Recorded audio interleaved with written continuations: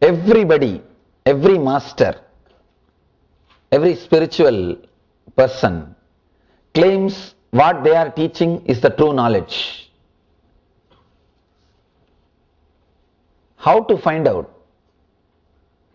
what we are hearing is the true knowledge?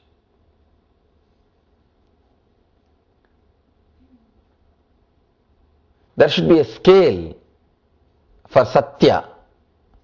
There should be a scale for truth. What is truth? There should be definition. There should be clear idea with which we can find out whether it is truth or not. Mahavira is giving the touchstone definition of Satya here.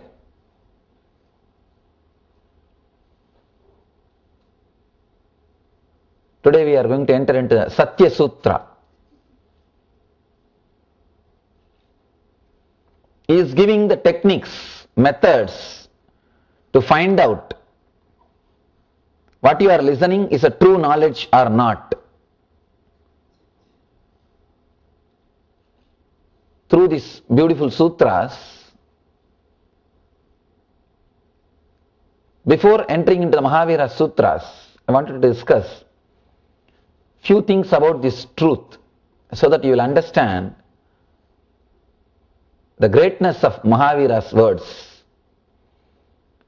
See, one beautiful thing is Mahavira has lived Kshatriya life, the life of a king.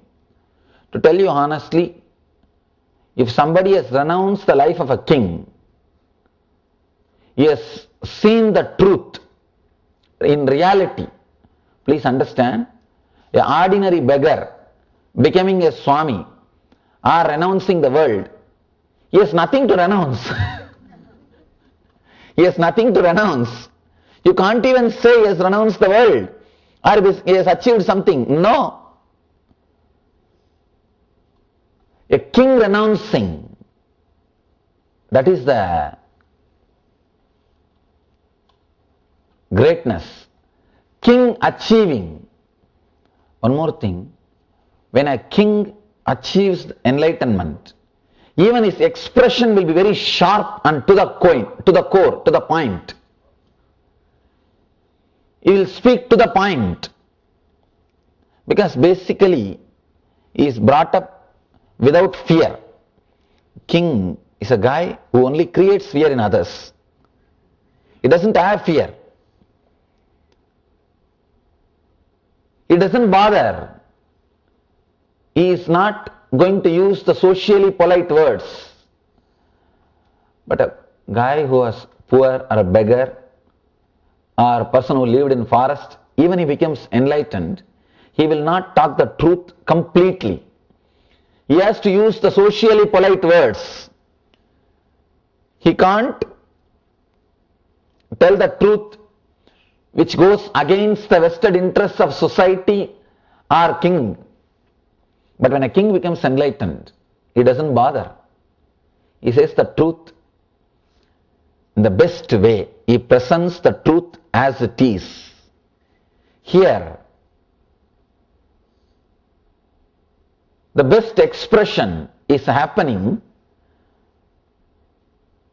because Mahavira was king. See, one more thing, when you live a life with wealth and richness, you know all the secrets of human mind. Understand? Wealth gathers around you only when you know the secrets of human mind. How to handle human beings who are coming in front of you.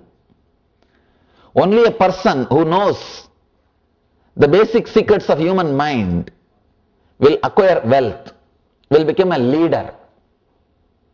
Only he can be a leader. Here Mahavira lived the life of a leader and expressing the truth of enlightenment. Very rare combination. very rare combination. There are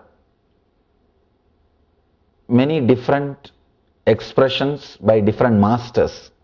One, a person who was a beggar or who has never seen the world, just lived a life in forest and did meditation, became enlightened. His enlightenment will be the same, but his expression will not be sharp because his constitution or his mind, his inner software is not created based on fearlessness. One more thing, even after enlightenment, when you settle into the body, when you want to teach, you use the same mental setup which you left. You may not have the greed and fear which that mental setup was having earlier, before its enlightenment, but the setup will be the same. The software programming will be the same.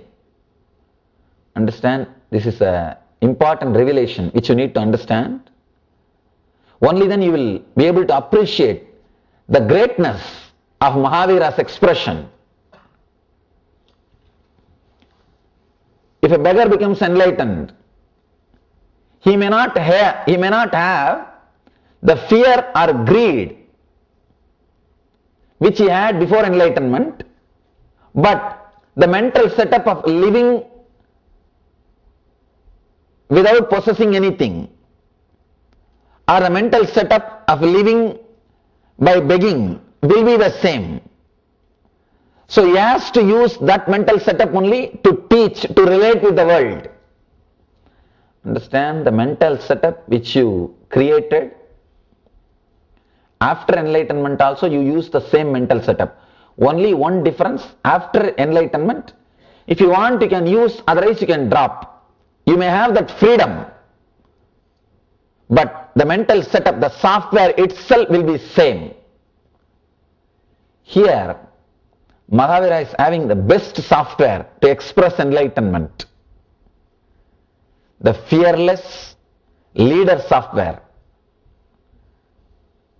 through which he can see the depth and express it. The one thing what I expressed, that people who did not have anything, renounced the life, became enlightened. There are so many millions of examples I can give for this. Second, people who became enlightened but did not renounce after enlightenment. Example, Krishna, Janaka, all these great masters, they lived as kings, became enlightened, but they continued to live as kings. This is a second kind of a mental setup. One more thing, in this the difficulty is, they will express the truth with a clear software, with more clarity, better than the first group. Better than the first group, example is all rishis who lived in forest and became enlightened. They have never seen the world. So that is the first group. The second group, who lived as kings, became enlightened, but again continued to be as kings. Here the big problem is, their teachings is interpreted, experienced, understood by the people who have vested interests. Understand? When you are talking to your ministers, even if they don't understand, they have to listen. But Mahavir has no captive audience. Mahavir is not talking to captive audience. When Krishna is speaking to his ministers, when he is teaching to Arjuna, practically they are captive audience. Even if Arjuna doesn't want, he can't escape from Krishna. He has to listen because he is receiving some service from Krishna. When your boss makes some joke, you have to laugh. You can't do anything about it. You have to. Same way, when Janak is teaching, his whole court has to listen. They are captive audience. So, the person who is listening, whether he agrees or not, he has to listen. So, complete truth expression is not possible. It's not possible. I don't sit with my ashramites and take these spiritual classes, I give them only the instructions what to do. They ask me, what is this, Swamiji? You are not sitting and talking to us like these Shiva Sutras or Jain Sutras and all these sutras. I tell them, you guys are captive audiences. Whatever I talk, you have to listen, no other way. That way, truth can never be expressed. Truth cannot be expressed to a person who is bound to listen. Truth can be expressed only to a person who has got the freedom to doubt and question. Who has got the freedom to doubt. See, you have a freedom. You can doubt me. And you have a freedom. You can put a question. You have a freedom to go out. Only to you, truth can be delivered. Truth can be delivered in its purest form only to a person who is not receiving anything else from a master. If you receive something else from me, apart from truth, you may be sitting here for that. You can't receive the truth.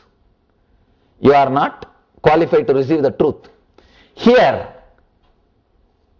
the whole thing, if you see, has come in a beautiful way. Mahavira is the ultimate category. Was king who became enlightened and renounced the kingdom. He is teaching sitting on the platform of Satya. Only one thing is holding him, Satya. He doesn't have the title. He doesn't have any other title like a king. No.